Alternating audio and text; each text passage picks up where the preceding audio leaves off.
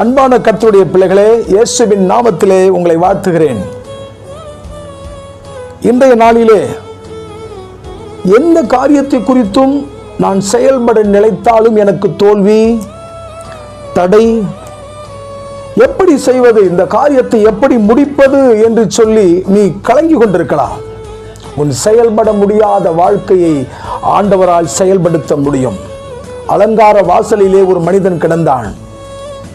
தன்னுடைய மகனாகிய பேதுருவை கொண்டு, வெள்ளியும் பொன்னும் என்னிடத்தில் இல்லை, ஆனாலும் என்னிடத்தில் உள்ளதை உனக்கு தருகிறேன், நசரனாகிய இயேசுவின் நாமத்திலே எழுந்து நட என்று சொன்ன பொழுது செயல்பட முடியாத அவன் சரீரம் மாறுதல் அடைந்தது. அவன் செயல்பட்டான், எழும்பினான், குதித்தான், நடந்தான்.